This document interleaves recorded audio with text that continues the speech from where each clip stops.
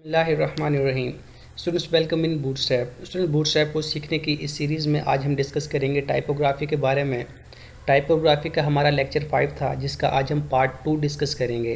तो अगर आपने पार्ट 1 नहीं देखा तो उसका लिंक भी आपको डिस्क्रिप्शन में मिल जाएगा, वो आप वहाँ से देख सकते हैं। तो चलिए स्टार्ट करते हैं अपने आज के इस ट्यूटोरियल। ये मैंने बूटस्ट्रैप की ऑफिशियल वेबसाइट ओपन की हुई है। हमने लास्ट यहाँ तक देखा था, अब्रीवेशन से लास्ट हमने देखा था। तो आज हम स्टार्ट करते हैं यहाँ से ब्लैक कोड से, ठीक है।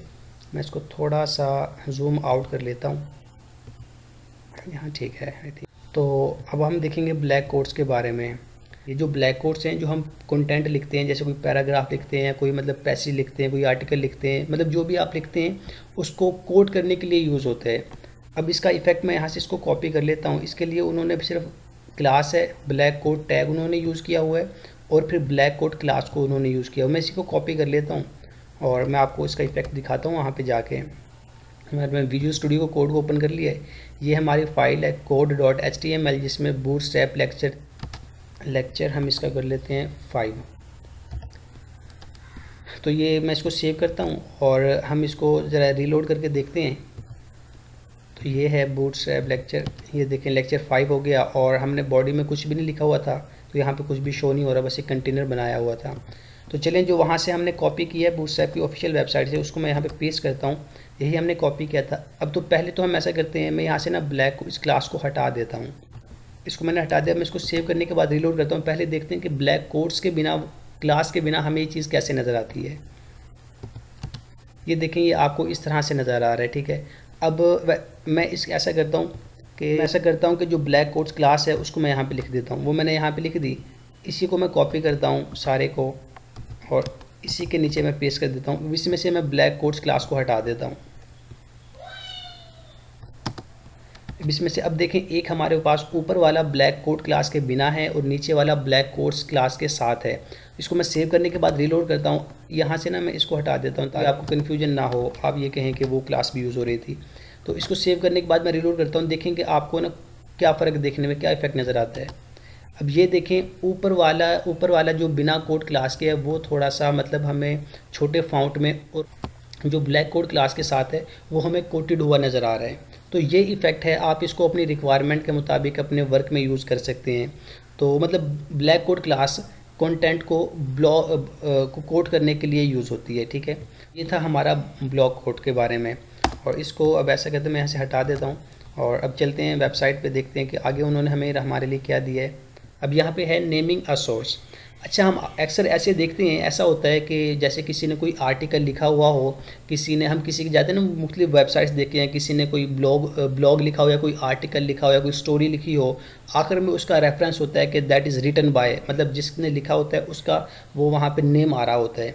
तो इस चीज़ को हम किस तरह से खूबसूरत करके लिख सकते हैं यहाँ पे, ये देखें। मैं यहाँ पे इन्होंने इसकी क्लास दी हुई है, मैं इसको यहाँ से कॉपी करता हूँ और अपने इधर चलते हैं विजुअल स्टूडियो कोड में, मैं इसको यहाँ पे पेस्ट कर देता हूँ।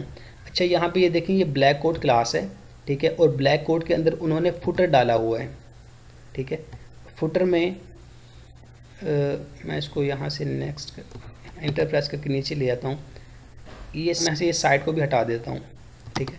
अब यहाँ पे एक सिंपल फुटर है, ब्लैक कोड टैग है। ब्लैक कोड टैग के अंदर उन्होंने ब्लॉक कोड क्लास लिखा हुआ है, उसके बाद पैराग्राफ है, फिर फुटर है, और फुटर के अंदर ब्लैक कोड फुटर लिखा हुआ है।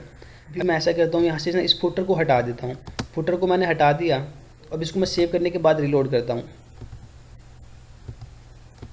तो ये देखें, हमें ऐसा नज़र आ रहा है। मैं ऐसा कर देता हूँ, इसका मैं थोड़ा सा ना टेक्स्ट यहाँ पे बढ़ा देता हूँ कि मतलब कोई मुकम्मल एक आर्टिकल लगे हमें।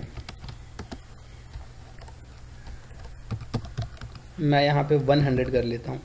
सेव करने के बाद मैं इसको रीलोड करता हूँ, और ये देखें मतलब कुछ वर्ड्स लग रहे हैं। अब फ़र्ज़ करें ये स्टोरी है, ये कोई स्टोरी है, ये आपने लिखी है। अब आप आखिर में अपना टाइटल देना चाहते हैं, आप आखिर में मतलब कि ये आप दिखाना चाहते हैं कि दैट इज़ रिटन बाय, उस चीज़ उसका नाम लिखना चाहते हैं जिसके ज़रिए लिखी गई हो। तो ऐसा करते हैं कि अब उसके लिए जो फुटर हमने यहाँ से हटाया था, हमें उसको वापस रखना पड़ेगा। अब अगर यहाँ से मैं दैट इज़ रिटन बाय, यहाँ पे मैं लिख दूँ रिटन बाय, आप यहाँ पे कुछ भी लिख लें, जैसे मैं रिटन बाय लिख देता हूँ रिजवान, ठीक है, रिटन बाय रिजवान। अब मैं इसको सेव करने के बाद रीलोड करता हूँ तो आप देखेंगे ये वाकई में ऐसा लगेगा जैसे मतलब ये देखें यहाँ पे आ गया that is written by Rizwan. ऐसा लग रहा है ना कि ऊपर पूरी स्टोरी जैसे जिसने लिखी है और आखिर में उसका टाइटल यहाँ पे आ गया है कि जिस बंदे ने लिखे उसका रेफरेंस यहाँ पे आ गया है। अब यहाँ से अगर आप ब्लैक कोड क्लास को हटा दें, ये फुटर वाले क्लास को हटा दें, तो इससे देखें आपके पास क्या इफेक्ट देखने में आता है। अब ये देखें अगर जब वो हमने वहाँ से वो क्लास हटा दी तो ये भी हमें जो रेफरेंस था ये भी हमें सिंपल एक टेक्स्ट की तरह नज़र आना शुरू हो गया है। तो क्लास को हम यहाँ पे लिख दें ब्लैक कोर्स फुटर को, तो ये हमें इस तरह से नज़र आएगा। ठीक है, तो इसके बाद बूटस्ट्रैप की ऑफिशियल वेबसाइट पे हमें आगे दिखने को मिलता है अलाइनमेंट कि मतलब जो आपने ये लिखा हुआ है, मतलब जो ये हमने लिखा हुआ है ये पैराग्राफ, इसको हम राइट में भी कर सकते हैं, लेफ़्ट में भी कर सकते हैं, सेंटर में भी कर सकते हैं। यही है आगे इसकी में मतलब ये अलाइनमेंट में देखें तो ये देखें अलाइनमेंट बता रहा है कि इसको हम अलाइन कर सकते हैं। जैसे ये वाला सेंटर में है तो हम इसको सेंटर में करने के लिए क्या करना है, सिर्फ ये टेक्स्ट सेंटर क्लास है, टेक्स्ट सेंटर, इसको यहाँ से आप कॉपी कर लें और यहाँ पे आ जाएं अपने उसमें और यहाँ पे इस क्लास को आप पेस्ट कर दें। और अब मैं इसको सेव करने के बाद रीलोड करता हूँ तो आप देखेंगे अब ये देखें ये आपको यहाँ पे सेंटर में नज़र आ रहा है। ठीक है, रिटन बाय रिजवान। और इसके अलावा भी अगर आप इसको राइट में करना चाहते हैं तो आप यहाँ से सेंटर हटा के राइट कर दें और तो ये देखेंगे कि आपको ये देखें ये इधर राइट में आपको नज़र आ रहा है। इसके अलावा मैं इसको थोड़ा सा जूम कर लेता हूँ। ठीक है, अब ये देखें ये आपको राइट में नज़र आ रहा है। इसके अलावा आप इसको लेफ़्ट में भी कर सकते हैं, जैसा कि मैं यहाँ से बाय डिफ़ॉल्ट लेफ़्ट में ही होता है। लेफ़्ट में सेव करने के बाद मैं इसको रीलोड करता हूँ तो अब ये आपको देखेंगे ये आपको यहाँ पे लेफ़्ट में नज़र आएगा। तो ये है जो बूटस्ट्रैप में हमें नेमिंग अ सोर्स दिया गया है और उसके अलाइनमेंट को हमें दिखाया गया है। ठीक है, और उसके बाद है ये लिस्ट।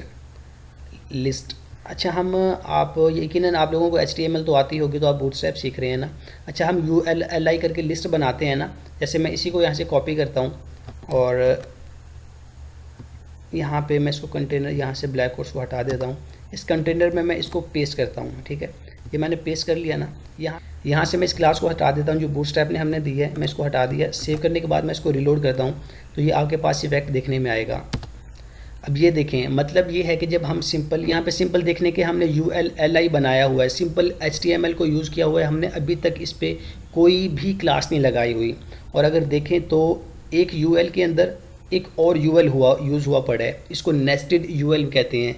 अगर आप में से कोई सी प्रोग्रामिंग वगैरह पढ़ के आया है तो वहाँ पे उसने देखा होगा कि नेस्टिंग इफ़ स्टेटमेंट क्या होती है, नेस्टिंग लूप क्या होते हैं। तो इसी तरह से ये जो UL हैं, एक चीज़ के अंदर दूसरी चीज़, एक UL के अंदर एक और UL, इसको नेस्टिंग कहते हैं। ठीक है, तो अब ये यहाँ पे नेस्टिंग UL यूज़ हुआ पड़ा है। इसको मैं सेव करने के बाद जब हमने इसको रीलोड किया तो हमें पता चला है कि HTML में सिंपल लिस्ट बनाते हैं, ULLI बनाते हैं तो हमें ये जो डॉट के साथ LI, जितनी भी LI होती हैं वो हमें डॉट के साथ नज़र आती हैं।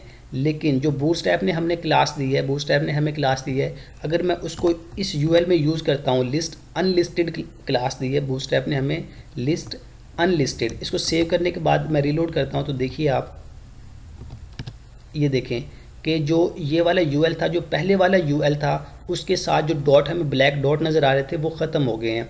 और अब अगर हम अंदर वाले जो ये वाला जो हमारा सेकंड UL है, इसके डॉट्स को भी अगर आप ख़त्म करना चाहते हैं तो उसी क्लास को आपको यहाँ पे भी यूज़ करना होगा। सेव करने के बाद आप रीलोड कर लें तो ये देखें अंदर वाले उसके भी ख़त्म हो गए, अंदर वाला जो UL था उसके डॉट्स भी ख़त्म हो गए। तो ये है, तो बूटस्ट्रैप ने इस तरह से हमें ये लिस्ट अनलिस्टेड क्लास दी हुई है जो जिसका यूज़ हमने अभी लाइव देखा है। तो मज़ीद आगे चलते हैं और देखते हैं। उसके बाद है इनलाइन। ठीक है, ऐसा करते हैं इनलाइन में मैं इसको पहले कॉपी कर लेता हूँ क्योंकि मैं लाइव ही आपको दिखाऊंगा ताकि आपको सही तरह से अंडरस्टैंडिंग हो। और मैं इसको यहाँ से ख़त्म कर देता हूँ, मैंने इसको यहाँ से ख़त्म कर दिया और मैं इसको यहाँ पे पेस्ट करता हूँ जो हमने वहाँ से कॉपी किया है। तो हम ऐसा करते हैं कि इसके अंदर जितनी भी क्लासेस हैं इनको हम यहाँ से पहले हटा देते हैं। फिर इन सारी क्लासेस को मैंने यहाँ से हटा दिया। इसको मैं सेव करने के बाद इसको रीलोड करता हूँ तो ये देखें ये हमारे पास एक लिस्ट की शक्ल में आ गया है।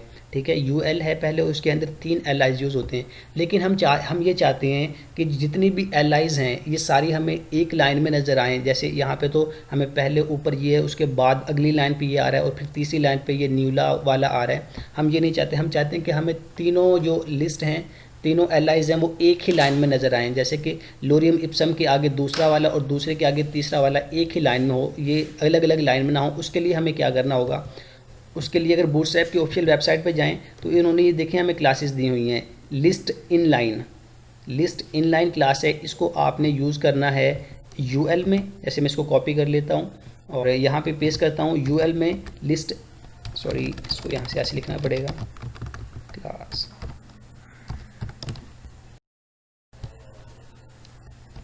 ठीक है, लिस्ट इनलाइन को आपको ऐसे यूज़ करना होगा।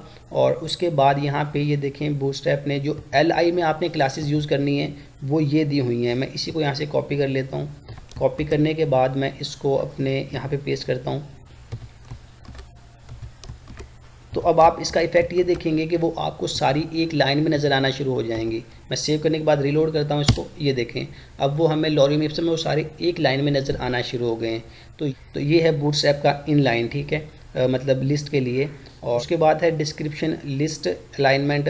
ये मैं आपको नहीं पढ़ाने वाला ये, लेकिन अगर आपको फिर भी पढ़ना है तो आप इसको ऑफिशियल वेबसाइट से इसकी थोड़ी बहुत डिस्क्रिप्शन देख लीजिएगा और वो आप देख लीजिएगा। उसके बाद रिस्पॉन्सिव फ़ॉन्ट साइज़ है, ये आर्टिकल लिखा हुआ है। तो मतलब कि ये था हमारा टाइपोग्राफीज़ का लेक्चर, जिसको हमने 2 हिस्सों में डिवाइड किया था, पार्ट 1 को और पार्ट 2 में। तो मुझे उम्मीद है कि आपको ये टाइपोग्राफी वाकई में अच्छे से समझ आ गई होगी। लेकिन मैं आपसे फिर भी ये बात कहूँगा कि यार अगर आपको वाकई में समझ नहीं ना आती, मैं अपना कॉन्टैक्ट भी दे रहा हूँ और यहाँ पे ये जो मतलब डिस्क्रिप्शन बॉक्स है, आप सॉरी कमेंट बॉक्स है, आप इसमें आए, कमेंट करें, पूछें, आप क्वेश्चन पूछें। कहते हैं जो मतलब अगर आप सवाल नहीं पूछेंगे तो आपको कैसे समझ आएगी। अगर समझ आ रही है तो बहुत अच्छी बात है, अगर नहीं समझ आ रही तो आप मुझसे कमेंट करके पूछ सकते हैं, इसमें कोई आपको परेशान होने वाली बात नहीं है। और मज़ीद हमारी तरफ से बनाई जाने वाली वीडियोस के लिए हमारे चैनल को सब्सक्राइब करके हमारे चैनल के साथ बने रहिएगा, या फिर आप यूट्यूब पे सर्च करते रहें बूटस्ट्रैप बाय रिजवान ज़फ़र। अब मैं आपसे इजाज़त चाहता हूँ, अपना ख्याल रखिएगा।